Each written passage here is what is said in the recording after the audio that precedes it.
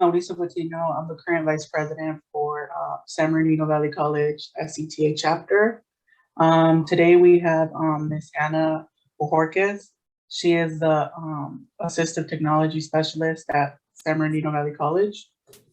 And with that, I'll take it away. Thank you for coming. So go, you're good.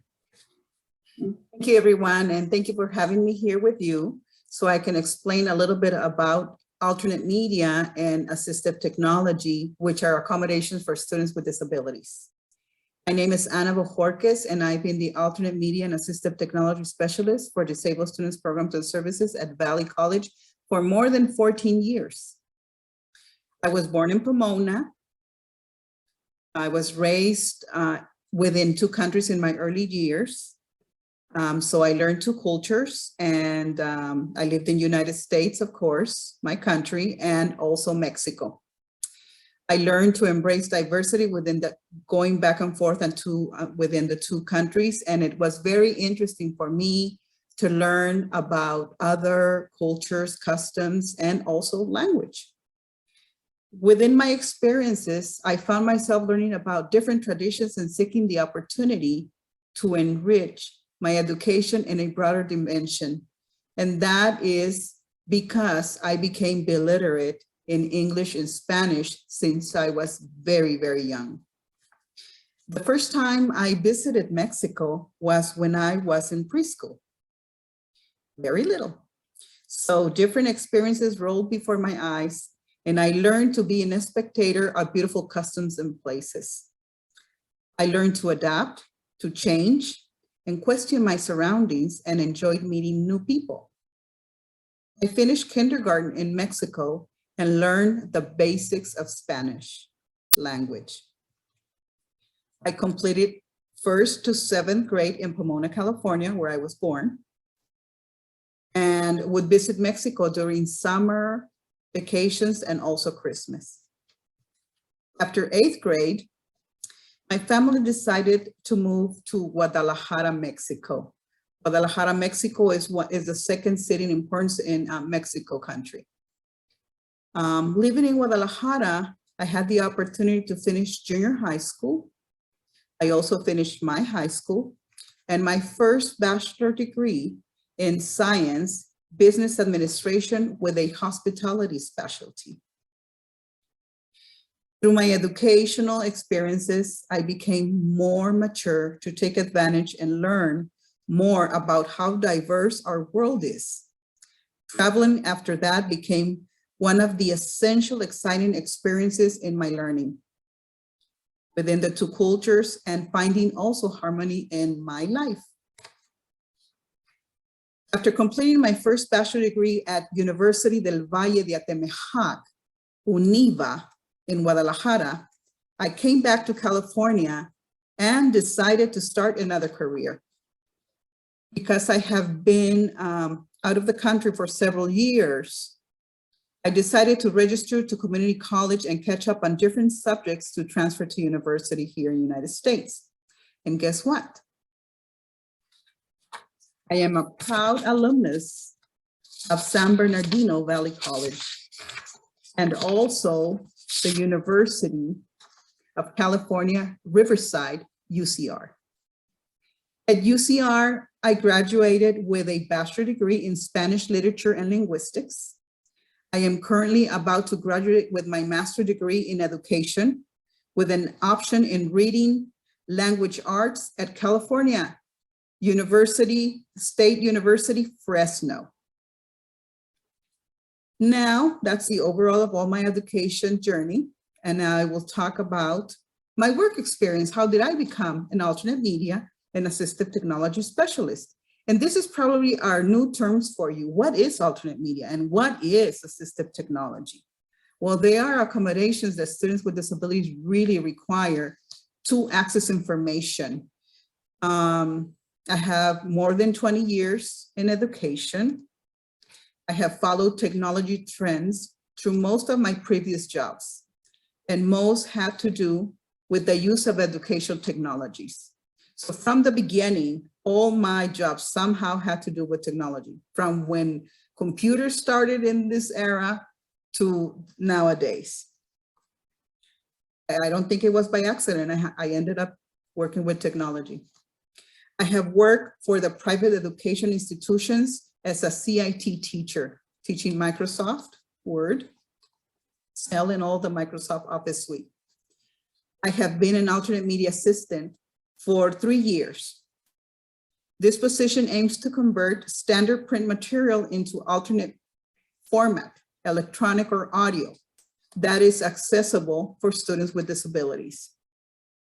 This job analyzes and edits instructional materials as necessary and uses highly specialized software to convert materials into accessible formats. These formats are Braille, audio, large print, creating MP3, and tactile graphics. I did bring some examples because what is tactile graphics? And there's nothing like seeing things. And you can observe here a graphic that it's in a book, and everything that is text, we convert it into Braille, and the image stays the same. And this kind of paper is called Swell Touch.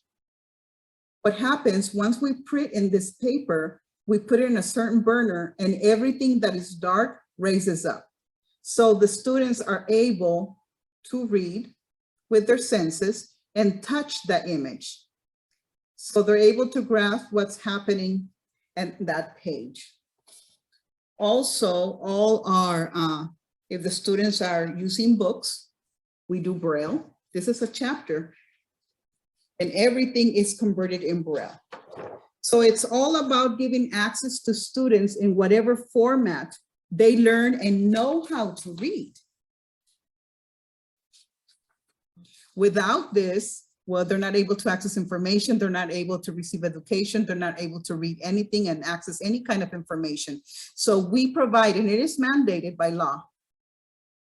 We follow 504, section 504, that requires that all institutions that receive financial federal money have centers where we accommodate students with disabilities. Within this experience of being an alternate media special assistant, at this point, assistant still, we received training in Cupertino de Anza College near San Jose. And this was a special grant for a certain time. And sadly, it has gone away. There, we were trained to do Braille, to transcribe, and it was, they call it Braille boot camp. And let me tell you, it was boot camp, because I was doing homework until 3 o'clock in the morning, and I had to present myself at 8 o'clock the next day, fresh, and took some vitamins and whatever extra juice and maybe Red Bulls and whatever I had at my hand to keep up for 2 weeks.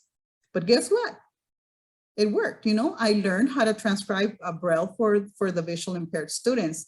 And at that time, there was a lot of students with visual impairments at San Bernardino Valley College. So there was a great need of transcribers to do Braille for them, because to create Braille, it really takes time. You have to work with the publishers. They send you the original files, and from there you work to transcribe everything in Braille. So that was a great experience. I worked with students with no vision, and we made it possible. We made it possible. They were able to take all their courses, and they transferred to university. Some of them right now have received their master's degree.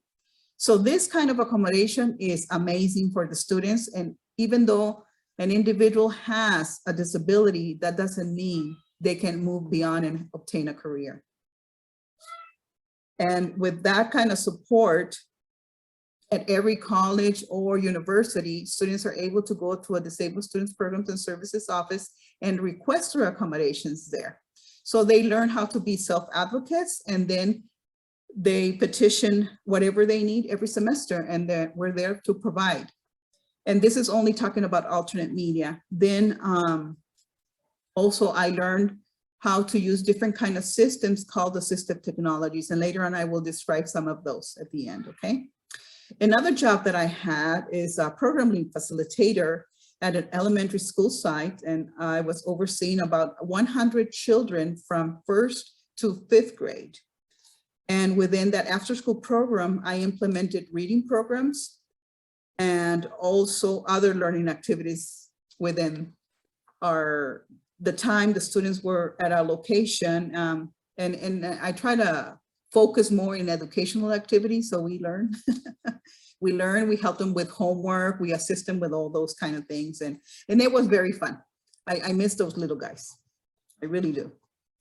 After that, I have been an instructional technology lead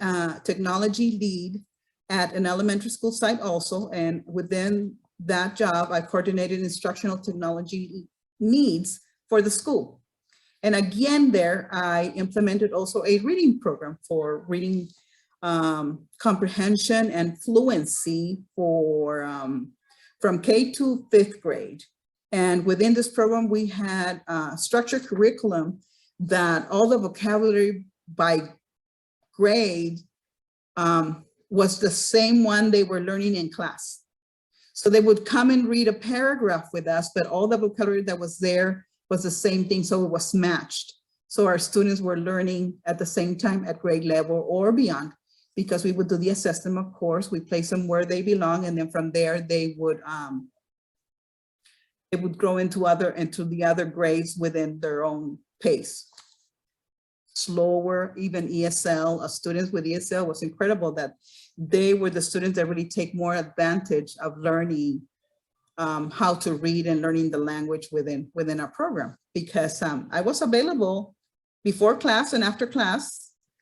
So if they needed extra assistance, I was there to help them. And more than 95% of our student population that went to the program increased their fluency and comprehension in reading. So that was a very good experience also. And after that, since 2007, I have been the alternate media and assistive technology specialist at our San Bernardino Valley College. And within this experience, it's going to be very interesting because it has grown. It has grown so much. I started with a computer lab of 10 computers in a very small location, kind of hidden, not very known, because all this is new. And to this point where we have a bigger location, 3 rooms with 36 computers, where we have all the assistive technologies that they need, and they come and request also support with other technology or applications that academic, or they have to access the network, and they don't know how to access. We have support for them one-on-one. We are creating more than 100 books every semester for the students. So let's say a student has 4 classes and he needs 6 books. Well, those 6 books will going to be created in audio, Braille, large print, or whatever they need. So it's I would say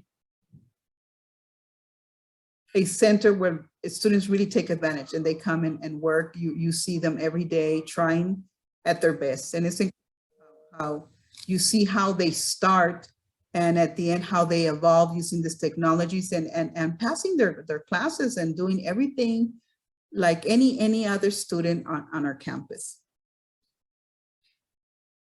The High Tech Center is a hub where students receive training on how to use these assistive technologies.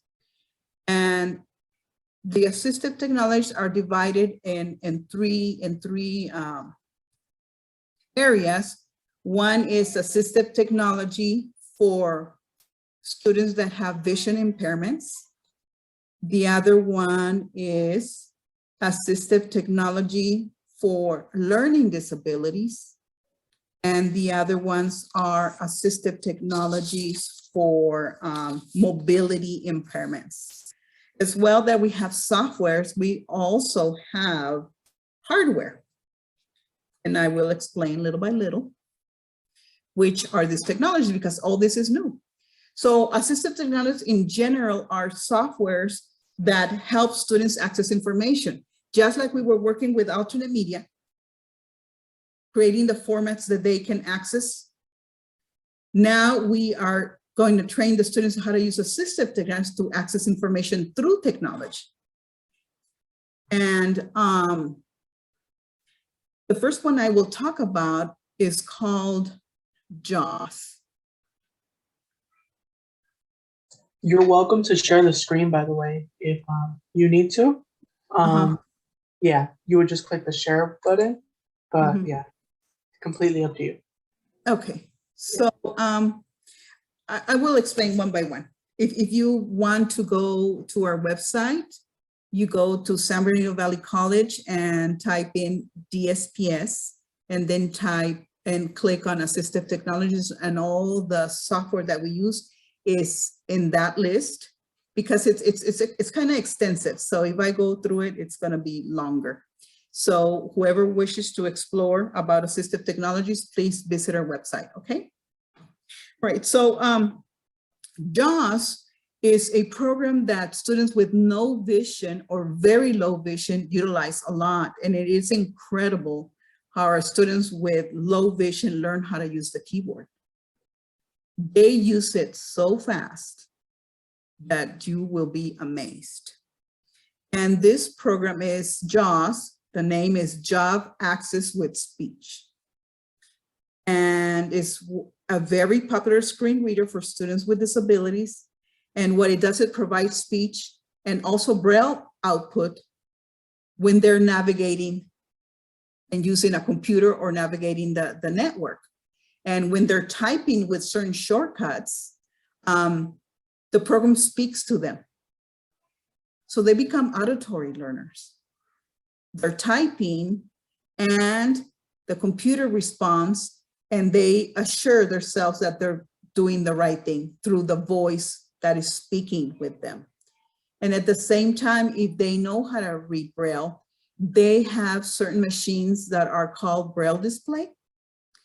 And it's like a keyboard that you connect, like our keyboards with a USB. Well, they connect this kind of keyboard that is a Braille display, and they're able to type within Braille, and it also responds, and all the text or information that's on a network, that's on an email, that's on whatever system they're using, it converts it into Braille automatically, and they're able to read. So the students that with low vision that read Braille are really readers. If we create audio or MP3s, they're only using audio. They're hearing, they're really not reading, they're just listening. So a student with low vision that learns how to use Braille, it really takes a lot of years. From infancy through maybe 7-8 years to be a very fluent Braille reader and a Braille writer. So it really takes a lot of time, but it's incredible that when a child has no vision, they start with them since they're very early, so they can learn Braille and how to use touch and all that stuff. And they're trained in certain specialized centers for that. The next one would be another program that is called Kurzweil 1000. And Kurzweil 1000 is a scanning reading software. And within this program, the students can put a PDF or any kind of documentation that is written, and the software will read everything to them. The other program that students with low vision use is called Zoomtext. And that is a software that magnifies a computer screen for students with low vision. It also can change the background to yellow, black, white, black, blue, yellow, blue, white, whatever is their preference, because individuals with low vision sometimes can distinguish certain colors better than others. So this software, Zoomtext, has that capability, and also can read to the students to help them with their reading, and guides them. It tracks everything. Now we're going to change talking about assistive technology software for learning disabilities. And this program is the one that is very much used in our center at this point because it really encompasses many kind of disabilities, not only learning, low vision, and other kind of disabilities. And this program is called Kurzweil 3000. And this program, we're able to upload our audiobooks.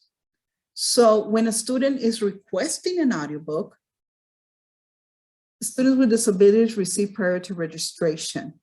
So it's very important that when they use that period of time, which is maybe 1.5 months or 2 months before classes start, that they come and petition that we create the audiobooks for them. So we start working with them immediately and asking our publishers to give us permission to access the original file so we can convert everything to whatever format the students need, either audio, Braille, or et cetera, large print or textile or MP3. So by the time that they come back, their audiobook is uploaded in the system, and this system also has a network version. So I provide access so they can access all their audiobooks there, and they're ready to go. The beauty of this program is it has learning tools. Other than just hearing their books, they're really able to see the book itself, how it is with color, graphics, everything. But at the same time that it's reading, it's tracking what it's reading so they don't get lost. We can have students that have dyslexia and they see the letters in different places. My name is Anna. They can see Anna in one corner, the N in the middle of I don't know what, and the A in the other corner. So how are they going to connect the word? Well, this program tracks, and when it's tracking, they're able to focus right there and see the word how it is. But at the same time, it's reading to the students. Another learning tool embedded within Kurzweil 3000 is also that they can highlight what's important. They can also look in a dictionary for definition for comprehension purposes. They highlight the word, click on an app that says dictionary, and immediately gives them a definition. They don't have to be back and forth with looking in a dictionary. Everything is there in place for them. And other learning tools also, they're able to change voices, female voices, men voices, lower voices. They can increase the fluency to a faster rate or to a slower rate. There's different things that they can play with, whatever's more comfortable for them. That's what they have. And they're able to access this 24/7, even in their smartphones. If they have an iPad, there's a free app there. All they have to do is input their username and their password, and they're ready to go. And that is how they access all the information within the audiobooks. Now we're going to switch a little bit and see about assistive technology software for mobility impairments. We have students that have mobility impairments and they can't use the upper extremity, which is the arms, or have problems using their hands to type and everything. Well, this program is a voice recognition program. They come and practice at our center how to use their voice. They learn certain commands and they start talking, and the system receives their voice and starts typing immediately what they're saying. So they're able to do their essays, they're able to create emails, they can do a lot of things. With Dragon, naturally speaking, the student that is practicing and using this software often, they're able to dictate 165 words per minute. So nobody beats that. The program is phenomenal, and they're able to continue communicating during their homework and passing their classes, which is a very good thing. Now, within software, we also have hardware. And in our computer lab, if the students have visited there, some of the workstations have double monitors. And some of the ones that have double monitors uses closed circuit television, CCTVs. And this is a screen that works very similar like Zoomtext, but it has like a camera underneath, and you slide your document, your book, or whatever you need at that moment, and it will blow and make things better, bigger for the students. And also they can change the background with colors and everything. Like some students need to see and sign a document, they can go and use the CCTVs, look at the document, be able to read and sign wherever they need to sign. So that's a helpful hardware tool. We have headsets. The students need headsets for noise canceling and with a mic, so they can access drag and naturally speaking. And also now they're using it with to access Zoomtext. I mean, also Zoom meetings and all kinds of stuff. So it becomes that we have enough headsets for the students to use. The double monitors is for students to have in one screen their assignments, like say they're using Canvas, and on the other screen they can have their audiobooks, and they can be working between the two screens and you know, doing their homeworks and concentrating and doing all their academic assignments. We have scanners. Kurzweil 1000 and Kurzweil 3000 work with scanning. So where the scan stations are, the students, if they need something immediately, they don't have to wait for me 1 or 2 days for me to return the alternate media. They can immediately scan the document or the book and start hearing what's imprinted. We have large screen keyboards, black and yellow, and white and black with bigger print. So they can, you know, see the keyboards, letters better. We have magnifying tools also, and we have talking calculators for the students that need that also. We have, well, let me see. Also, we have ergonomic furniture. Students that have mobility situations, they need an adjustable table, and all our chairs rise up and down. So those are all accessible. And from there, that would be all for regarding our software and hardware of assistive technologies we provide for our students. They do all the training with us. So this is what happens. To be part of a DSPS, students need to apply. They come to Disabled Students Program Services main office. They ask for an application. And our recommendation is that if a student has an IEP or medical proof or a specialist proof of a disability, they attach a copy of that documentation to the application and turn it into our office. And then immediately they can get a meeting with one of our counselors. Once the student meets with the counselor, they're able to give them, we call it RAAS, RAAS, and I don't remember the whole title, but it is an accommodation sheet. So right there, the students will have, if they need extra time for testing, if they need a note taker, if they need alternate media, if they need assistive technology. Well, if it's regarding with technology, they need to visit me, Anna Bojorquez, at the High Tech Center, and immediately we'll set up an appointment and we'll do training for assistive technology or start creating their audiobooks or alternate media, and give them, if they have questions, you know, new students that comes to our center, and I think every student, not only students with disabilities, they have questions. How do I use Canvas? What do I do here? How do I register? How do I do financial aid?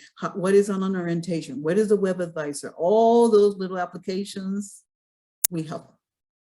We're there for them. We don't want our students to be going in circles everywhere or getting disappointed because they think they can't do it. All the students have the same questions, but at our center, we're there to help them one-on-one and guide them. And we help them with registration, whatever application and technology that they need for our school.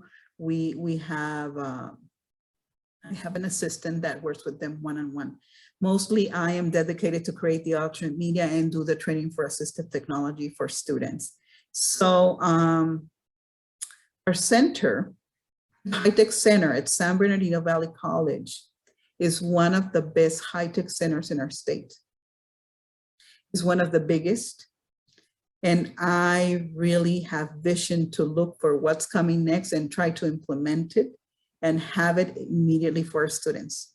I don't want them waiting if I'm going to create a book or not. I respond very quick. So I think I have ADHD and I like to work very quick and I get desperate if I don't do things quick. So guess what I do? I do books quick. And that's where I use my ADHD and make things possible for students. So disabilities do have an advantage if we learn to take advantage of those. And everything is about strategies. Even if students do not have disabilities, they need the strategies. Whatever works for our students with disabilities works for every student. If it's an accessible environment, if it's a technology, now we're all using Grammarly for the students that need how to write a sentence coherently. I use Grammarly in my emails because I have my mishaps there and here and there. Everybody needs that. And by the way, Grammarly is free. And there's another program we're implementing, which is Otter AI, that you can use it with Zoom. And what happens, it records everything and it gives you a transcription of those notes. So a lot of our students need note-taking and it's free. This company is giving 600 hours per month of free transcription. And every month it recycles again and gives them another 600. If the student needs more minutes, then they can purchase. So these companies are really, really helping our society in many ways. And people are saying, well, I'm recording, yeah, but our students need the note-taking and it transcribes and it puts everything in text for them. So that's a great advantage. And within Grammarly, well, it helps them create and write sentences that are coherent for when I use it, to tell you the truth. And I know all of our colleagues are using Grammarly and we're having fun with that, acting on ourselves with our mistakes with grammar and all those things. So everything is about strategies that we do. Everything is about access to information in whatever media, alternate media, assistive technology, using softwares that are free, but that do function. We try to have the best technologies professionally made. There's a lot of apps out there that are free that you can utilize, but if you're a student at San Bernardino Valley College, we give you access to these professional softwares. And it's really incredible to see our students when they start the first day, they have questions, they have fears, and little by little they start transforming and you know, getting all professional. And next thing you know, they're getting good jobs. And I need a recommendation letter. And you know what? It's all about that. Helping our community, helping our students become professional, helping them have better lives. And if they have better lives, we're going to have better lives. And it's all about the good. All that the education does is all about the good. And I'm very proud and humble to serve our students with disabilities. I really appreciate doing that. It makes me happy. Joy for Anna is seeing students succeed, especially if they have disabilities, because some of them, just to get out of bed is very difficult. People that have mobility impairments, it takes them 3 hours to get ready and get out. So if they can make it and get out, we're gonna make it possible for them. And we're very proud to serve our students with disabilities. If anybody needs to contact me, and at Valley College, San Bernardino Valley College, Anna Bojorquez, DSPS, Assistive Technology, High Tech Center, Alternate Media, those are my mottos over there every day. We're serving from Monday through Thursday from 8 to 4 o'clock. Fridays at this moment we're closed, but during at the beginning of COVID, this pandemic, we were there 2 days. We never closed. And then from there, of course, online through emails and everything, we never stopped. And the data that I collect was the same, just at how it was before. We were still giving the access to the students of what they needed. And when we finally opened again for 4 days, I was very happy to see the students come and say, you know what? If it wasn't for the access you gave us to the softwares, if it wasn't for those audiobooks, if it wasn't for those specialized laptops that you loaned to us, I wouldn't be in school. And it's all about making the difference. And it's all about seeing them grow. And that is all. That is my experience. And I'm happy to serve. Okay, well, thank you so much. I had a few questions. First question, Yes. what has been the most rewarding experience? Either, you know, in your own academic, like, you know, your own academic life, or either, you know, working at the CSPS High Tech Center, or even both. If you do both, that would be great. But yes, I would consider both. Everything starts with education. And I remember when I was a little girl, back in the days, there was no bilingual support, and my mom was very, she was a teacher, right, was an educator, and guess what they do? Push you through. So when I would come back from school every day, she would ask me, Anna, what did you learn today? Teacher, right? Okay, let's see it in Spanish. And I go, oh my gosh, really? Why is she teaching me in Spanish? I always would ask myself, why is she teaching me in Spanish? Well, she was a visionary. Every educator is a visionary. I am bilingual. I am illiterate. Just because she did that.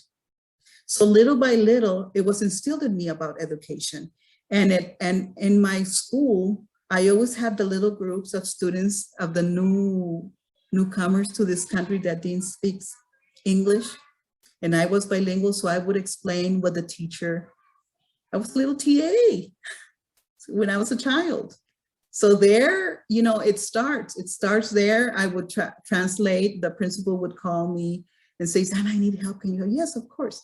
And I would always hurry up and do my homework so I could help. So I could help others translate or whatever the teacher needed me to do, help her grading or transferring data and stuff like that. And they would say, you know what, we're going to hire you when you're 16. We're not waiting for when you're 18. We're going to hire you when you're 16 so you can help us. And here I am already, you know, starting maybe a career since then. But we moved to Mexico and then we go, okay, now what am I going to do? I want to go back. I don't like this. I miss my hamburgers and my milkshakes. But over there, they have good stuff too. So, and you know, education, my mom and my dad, if they wanted something for Anna was you go to school, you're going to learn. And they did well.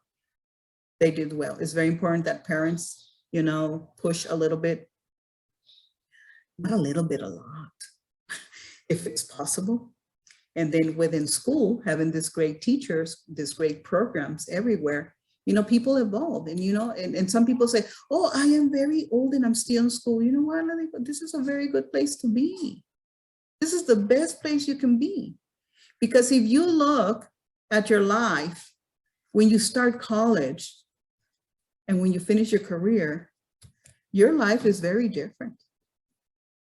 So I've been seeing all that. And somehow I've been working in school, so I kind of see the growth of children from, I work with kindergarten, those are my little happy ones. I miss those so much. How they step in the first day of class and how they grow by the end and they start reading and they know all this stuff and all this information. They're little sponges. It's just incredible how society can be. So education, it's really our responsibility to reach out, especially in communities where there's a lot of need. And there is a lot of need. Some people have told me, oh, you're just too passionate. I'm going to breathe on that one. Because somebody told me I was very passionate, and I started wondering, is this wrong? Is it wrong to be very passionate? to really love what you do, to really love to help other people, to push your own buttons, because sometimes I get tired like everybody does. And I say, God, you better get me up and do what I have to do. And I get up and I smile and I deliver. Because guess what? That's probably their only chance right there. That could be a turning point. And I'm not going to shut down that opportunity. It is not me. It is not me that is going to stop somebody. I will give everything I have for the individual that steps in where I'm at. And I really am no joke. I love to see them succeed. And when they come back, I got a job. Oh my God, look at those are my trophies. I have a student that has no vision, that has just finished her master's degree at Cal State, LA, taking the Metrolink with no vision. Now she made it. And then I tell my children, what is your excuse? You better push through. And sometimes maybe you take the class 2 or 3 times. Some people fail. There's nothing wrong with that. Maybe you need another chance. You need to do it more in depth and you're going to pass. We just need to keep trying and trying and trying until we'll break through. And you know, those are the moments when I see the student succeed, when I see that student get a good job. This semester, by the way, I had like 8 students coming to ask me for recommendation letters and they got their jobs. And I mean state jobs, working at university and colleges or other companies that are working with education wise, or becoming a nurse or all those kind of things. You know, seeing people succeed is really my price, my gift. I don't need nothing else. I just need to see them be better at their possibilities, at whatever level they can reach. So sometimes they say, well, you're not a counselor. And I tell them, I'm not a counselor, guys. No, but I need you. I need you to give me a recommendation. Well, I'm going to give you a recommendation, but you need to go to the counseling department too. Okay. You need to make your plan. You need to make your ed plan. You know, those are the specialists and they can give you beyond of what Anna can do. Everybody within their area, right? Me, talk about audiobooks, alternate assistive technology, I'm there. I'm there. And if anybody needs to visit the High Tech Center at Valley College, I'm in the LA building, room 105. You can come and visit me. I'm open doors and I can give you a tour myself. So you can see the softwares and the students working, you know, live, the real thing going on. Our center does get busy and that's the purpose. We want our center to be busy because that means our students, you know, are doing what they need to do, their assignments, and then go to class and pass. So, you know, everything is beautiful. I know that what we do within education is very important and we're not supposed to get sad. We're not supposed to get tired. We're not supposed to get disappointed. Some things get thrown at us, but you know what? If you're doing the right thing and you just keep pushing through, that's what really matters at the end. You know, opinions or misconceptions, they happen, but we're needed. What we do is great. And that's what it is, helping others. So next question would be, out of the many, many universities out there and, you know, across the nation, what made you pick UCR as a What made me your pick school? UCR? Okay, Yeah. a good recommendation for students that are in high school or whoever is going to another university or college, I would recommend students to make a tour to the place if they can. Now they can do a virtual tour if they can't be there personally, but I went by myself. I was a lot of people were recommending me to go to Cal State and I tried. And they took a lot of time to take in my other degree from Mexico. And I really wanted them to consider what I did. And there's a process for that. And at that time, I think that company didn't have a translator to translate things. And whatever. But UCR was sending, bring your documentation, bring your documentation. So I went to UCR and I really loved that campus. To tell you the truth, I knew that that was the place. UCR was more in my mind than going somewhere else. And I took my documentation and I took my, I don't remember the process. I don't remember the process of bringing your degree from another country, but there is a process where these companies take in your documentation and give you accreditation of whatever courses you took there. So I gave it to them. I went to the international department and immediately in 15 minutes, they told me I was in. So you know what was meant to be? It was just meant to be. I really liked it.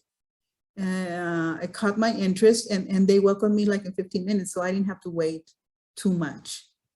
And I didn't take advantage of all the stuff that UCR offers because I am a mother and I was working and my time was very limited to go barely to class and come back home to my children. So I wish I would have taken advantage more of what UCR offers or any university offers, the clubs, you know, the parties, looking at other departments. Yes, the parties, you're gonna be happy. And I graduated there and right now I'm at Cal State Fresno trying to finish my master, but I think every university has something to offer. With me, it was a kind of complicated situation that I wanted to do this and that, and it was a matter of waiting. Just over there, I guess the international department really reacted very quick, and Access called the university and confirmed all my courses, and they took into account what I did. Not all the courses because I changed my careers. In Mexico, I did business administration, and I went to another career, which is Spanish literature and linguistics, and so not all of them were approved. But anyway, that's what I wanted, recognition of what I have done before. My first career, business administration, I was 21 years old. So that lets you know how serious I was about education and how serious my parents were. So everything works at the end, you know. Most of my life I've been in schools because I worked in schools when my children were little. I wanted to be working where they were at. And then they grew, then I went to college with them. I was an assistant for several years. And I volunteered also at Valley College many, many hours. And one recommendation I can give everybody when you're starting, volunteer, network. Let people know how good you are. Because I remember I left, I had said bye to San Bernardino Valley College because I got hired at Rialto School District and I also got hired at the city of Rialto. So I was working in the morning 6 hours with the technology lead. And then after that, I would go to the city of Rialto and go to another school site to oversee an after school program. And it's all about networking, but I left and I regret it a lot. I didn't want to leave because there was nobody else doing Braille at Valley. There was nobody else teaching or training the students how to use assistive technologies, and I know how much it was needed. And I mentioned to our director, she was a new director, and I told her, you know what, if you find somebody, I will really come and train them. I really will, because this needs to continue. It can't stop right here. And she came back for me where I was working and asked me to come back because I knew how to do Braille. And I volunteered a lot of hours free. It didn't matter. I just wanted to help the students with vision. You know, if we don't give them that, they don't have nothing. They have to wait. And if we give them that and 2 months later, they're already failing in their courses. So they needed somebody. And I came back, and who would know? I ended up in being in charge of the center, and I've been there more than 15 years.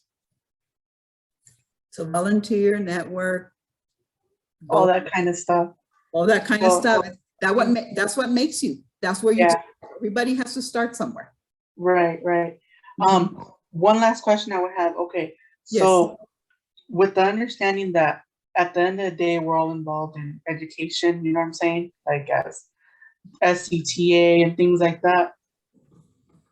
What would be some skills or strengths that the average, like newcomer in education might need generally in education? You know what I'm saying?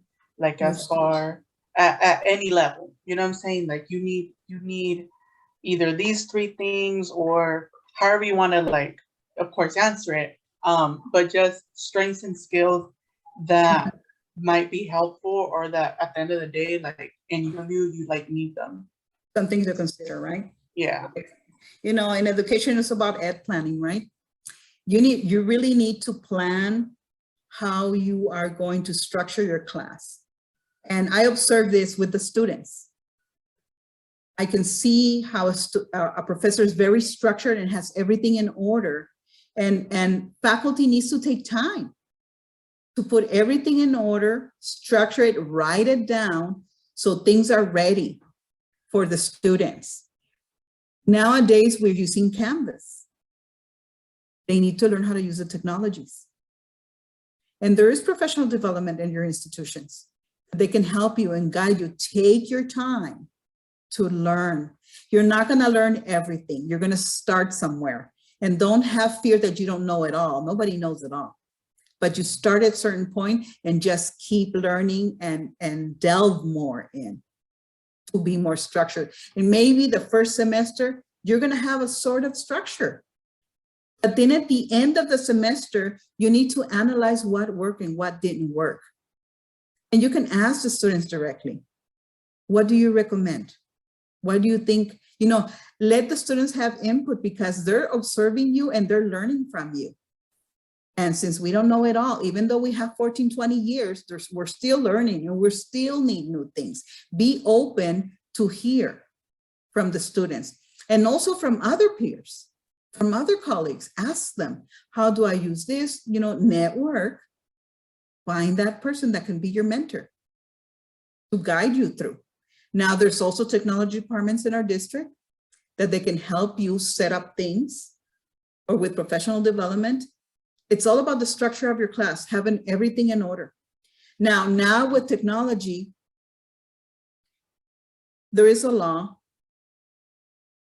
504 and 508, that we need to provide our lectures that they are accessible.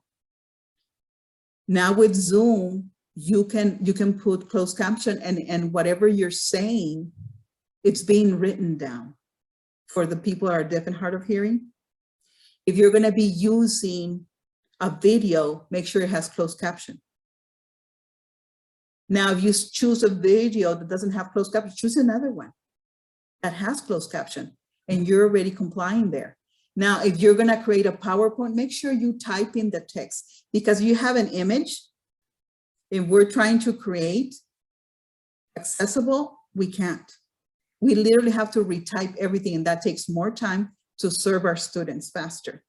So learn about, and the new generation, I don't think they're going to have a hard time because they're used more of technology.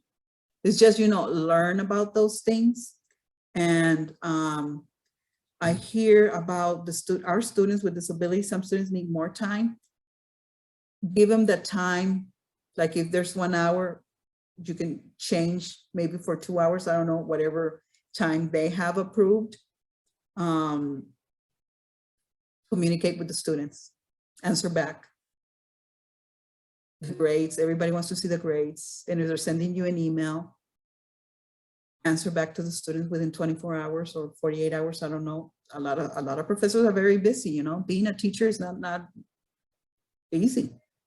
Especially when you have like 5, 6 courses, it's a lot, but there has to be communication there. I would say that, be structured, have communication with the students, and learn about technologies. At this point, I would just give 3. Education has more, given a classes has way more things, but find your mentor, use professional development, use the technology people, and if you ask, you're going to learn. and everybody's willing to, provide that support. I have that support here at Valley College. If it wasn't for the technology department, I don't know where I would be. If it wasn't for our deans that are supporting us, equity, or other deans that didn't have nothing to do, but they heard when I was needing something and they provided it to us, like the center we have right now, it's incredible. I was in a second floor the first time. Now we're on a first floor for the students that have mobility impairments. A lot of situations, be a visionary. What works? What works at the end? Question yourself and then change. Oh, this works now. We're going to implement this. We're going to implement. And then little by little, you start having a great, course and enjoying your knowledge, giving your knowledge to our students.